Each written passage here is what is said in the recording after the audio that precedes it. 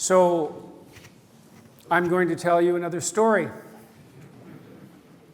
And this time, why this story? Because it brings together themes of the highest possible aim, responsibility, and meaning and cultural renewal. And it's an amazing story. It's the story of Jonah.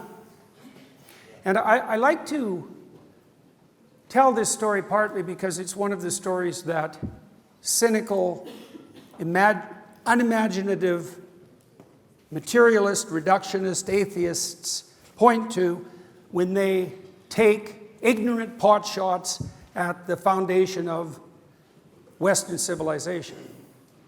And so it's a useful story to tell as an antidote to that attitude.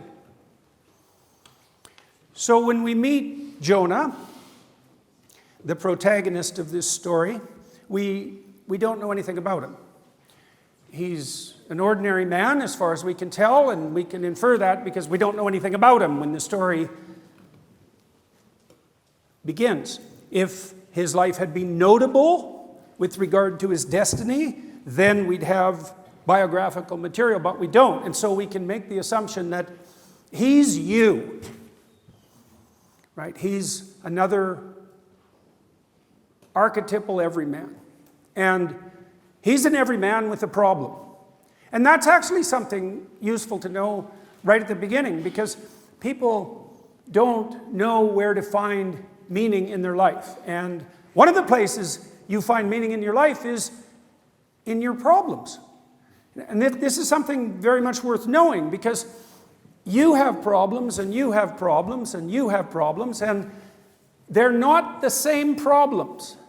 And there are things that bother you, that bug you, that torment you, that plague your conscience, that don't plague yours. That's idiosyncratic, and it's also not exactly voluntary, right? If it was voluntary, you'd have something that bothered you, and you'd think, I'd rather not be bothered by that, and that would be the end of that, and that's not how it works at all. If something plagues your conscience, it's dumped on your lap. That's a good way of thinking about it, and that can be daunting and irritating. That can make you bitter and resentful. Or you can understand that you actually have your problems, and they're actually yours. And so that is a defining characteristic of your being, and also the calling of your destiny. And that's what happens to Jonah, this ordinary man.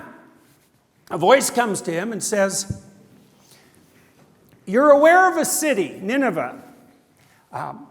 It's historically a city full of the enemies of your people, and you really have no regard for them. But I'm God, and I'm unhappy with the citizens of Nineveh, and I'm thinking about wiping them out because of their unwillingness to abide by the appropriate moral order. And the more merciful part of me thinks possibly they could use a second chance, and it's your duty now to go and have a chat with them and let them know how I'm feeling, and that maybe they should think twice before all hell breaks loose, and away you go. And Jonah thinks, well, if you're God and you want to deliver the historical enemies of my people a good smiting, I'm perfectly happy with that, and so I'm disinclined on moral grounds to do anything that might be of aid. And also, there's 150,000 people in Nineveh. They don't know anything about me. I'm a foreigner and an enemy, and I don't think I'm going to go there and tell them, king and all, that they've wandered off the straight and narrow path, and that God himself is ready to wreak destruction on them, and that they should straighten up, because that sounds like a very bad idea for me. And so, if you read that story and you have any sense, you should be sympathetic to Jonah, because his decision is to make tracks in the opposite direction as rapidly as he possibly can. He boards a ship and heads to a city whose name I don't remember, which is as far away from Nineveh that you could get at that time.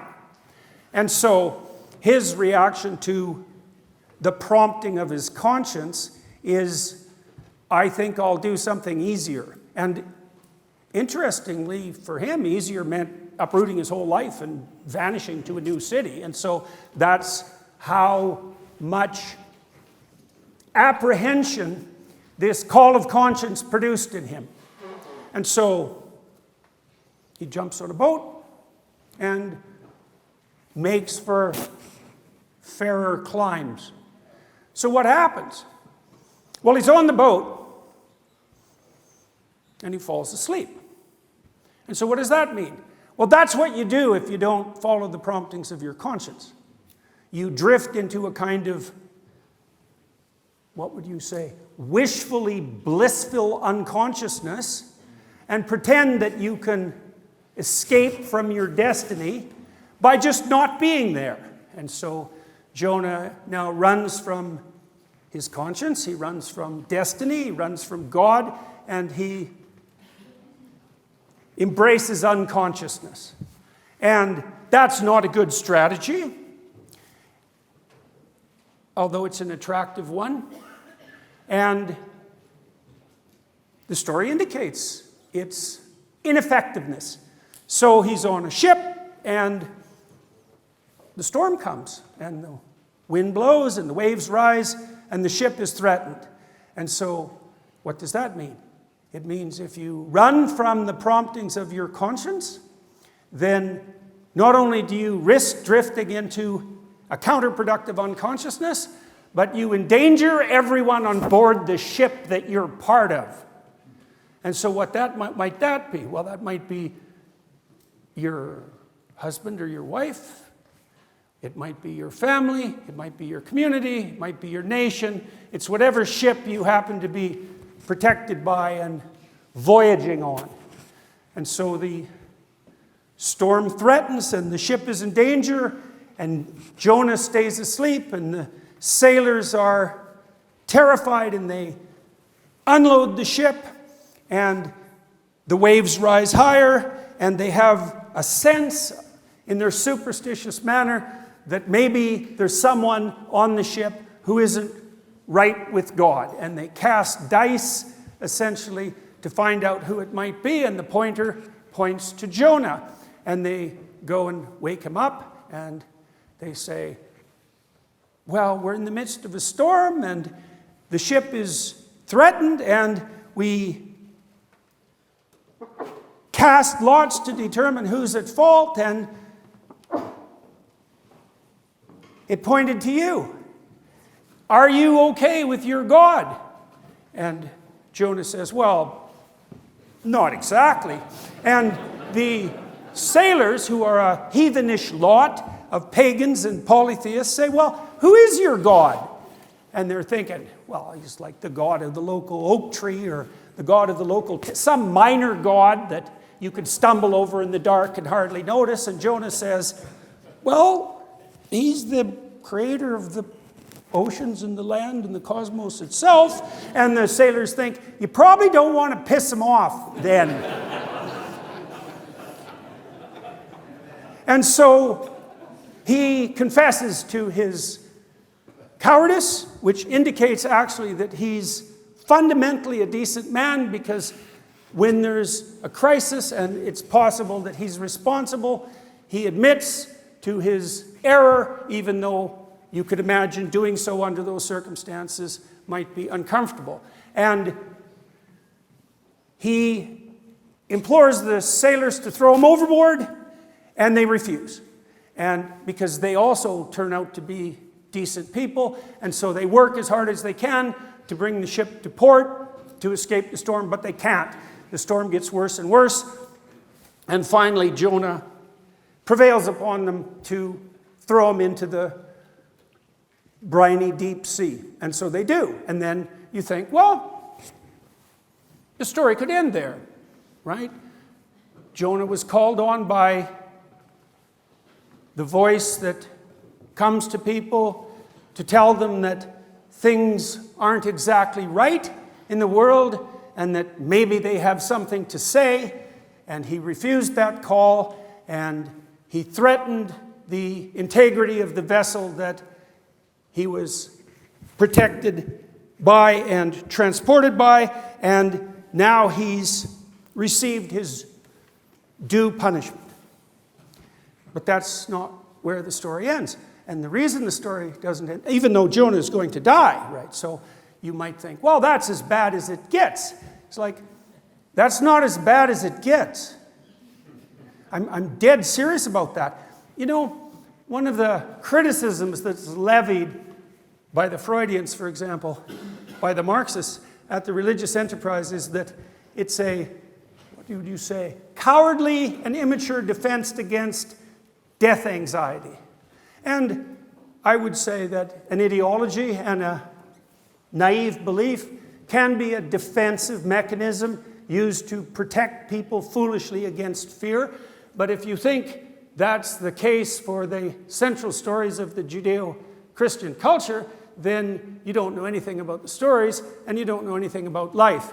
Because the people who think that religion is a defense against death anxiety are naive enough to think that death is the worst thing. And that's just where worst gets started. And that's what happens to Jonah, because he holds his tongue when he's called upon to speak. He ends up in the briny, deep blue sea, facing death. But then the worst possible, imaginable beast rises up from the abyss and grips him in his jaws and takes him down to hell itself. And you might say, well, that's an interpolation, Dr. Peterson. And it's not an interpolation. He spends 3 days in the belly of the beast, just as Christ is said to spend 3 days harrowing hell after the crucifixion. It says in the text itself that the beast that takes Jonah in its jaws is from hell and the abyss. And so it's no interpolation. What it means is that, well, what does it mean? Exactly. What does it mean? Well, what does it mean for a country to descend into hell? What does it mean for a country to descend into the grip of the totalitarian nightmare? Well, it means that every single person who is an inhabitant of that country has decided to hold their tongue when they've been called upon to say what should be said. And so then you end up with a country that is in a state so dire that there'll be many times, if you inhabit that country, where you would pray to drown in the ocean instead of being a citizen of that dread state.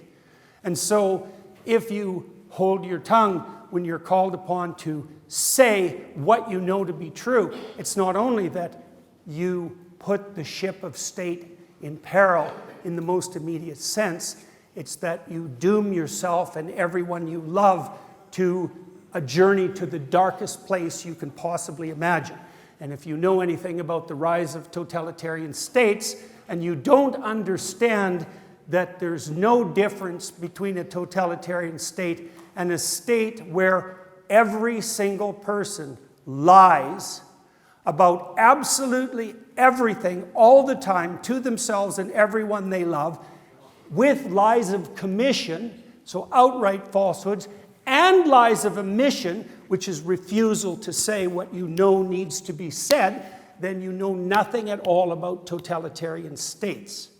So, how does a totalitarian state equivalent to hell arise? It's simple. Good people have a burden on their conscience. The burden requires them to speak from the, what would you say, the spiritual source of their heart, and they refuse the call. And so Jonah's in the whale for 3 days in the depths of hell, and because he's a good man, fundamentally, he repents. He says, I made a mistake. I understand now the gravity of my error, and I will do as I'm bid despite the threat. Now, the threat is something to understand, because people say to me with a fair degree of frequency, they congratulate me on my bravery. And that's not a compliment that goes down particularly well with me, because when I rose to public attention in 2016 for opposing my government's attempts to gain control of my tongue, it wasn't bravery that had anything to do with it. It was that I knew what to be afraid of. And I was a lot more afraid of losing control of my tongue than I was of anything my idiot state could dream up to do with me. And the reason for that was I knew what happened to people and to societies who lose their tongue. And so Jonah's in the depth of the abyss, in the belly of the whale, and he repents, and the whale, the dragon, the beast from hell, chaos itself, spits him on the shore, and he goes to Nineveh. And he tells his enemies, who he now loves, or at least acts that way, that they're pushing their luck with their impropriety and their misbehavior. And I guess spending 3 days in hell made him a convincing speaker, as it tends to. And so they listen, and they put on sackcloth and ashes, and the king repents, and the Ninevites sort themselves out, and they return to the straight, narrow path, and the city's saved. That's not where the story ends. Jonah's not actually very happy with his success, but I'll leave that aside. The story that I've just told made the point. What's the point? Well, this is the Alliance for Responsible Citizenship, and you might ask, well, what does it mean to be responsible? And you might ask, well, what does it mean to be responsible in Germany? And this is a country that might well ask what it means to be responsible in this manner. And one of the things it means is, if you have something to say, you hold your tongue at not just your peril, but the peril of everything you love, everything you know, your state, the world itself. And that's, what would you say, a function of the fact that you are, in fact, made in the image of God, and that you do, in fact, have something to do, and that it's real. And so, someone talked to me during this conference and said, for example, well, you can't even initiate a conversation about energy policy in Germany. It's like, well, what do you mean you can't? Exactly. Do you mean it's okay not to? Well, the poor are further impoverished by the fools who believe that we'll move to planetary salvation by quintupling energy costs and leaving pollution intact? Is that what you mean by you can't initiate a conversation? And then you might say, well, there's a cost to me. And I would say, don't be ever thinking there's no cost. And don't be thinking that the cost to you for speaking is going to be less than the cost to you for remaining silent, because that's just not how life works. Now, it might be the case that if you're on the cutting edge of the discussion, that cutting edge might slice you up too, but that doesn't mean that you'll get away scot-free if you remain silent. It just means that the punishment for holding your tongue will be deferred. And I would also say that anyone with any wisdom whatsoever understands quite clearly that most punishments deferred are much worse than punishments taken when the time is right. And it might well be the case that you're in a situation where you can't say what's true without running into some dreadful trouble. But if you're in a situation where telling the truth means that you'll run into some dreadful trouble, it means you're already in a pretty damn bad situation. And you better speak up now. I mean it. You better speak up now.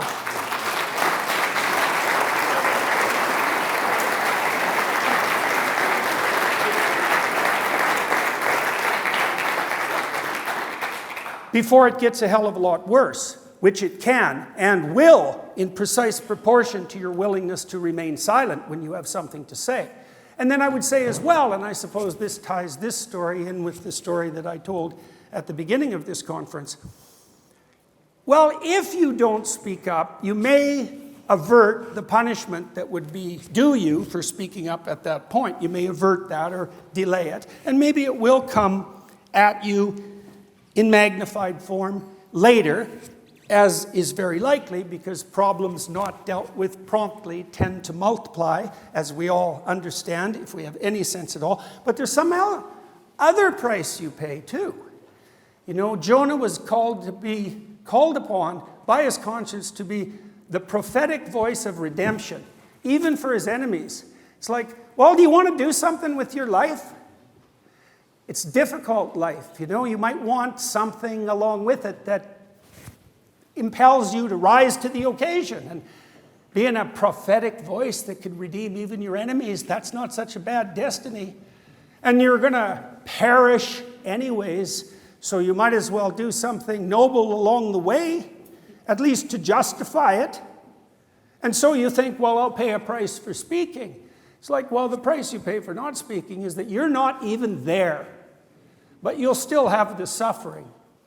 So that's not a good price to pay. And then you might say too, well, if you did have the wise courage to speak when you have something to say, and that did disrupt your life, and you had the faith and courage to tolerate that disruption, it could well be that you would thereby embark on the greatest romantic adventure of your life, because you've now thrown yourself out of the domain of foolish security and into the domain of courageous chaos. And God only knows what you might encounter there.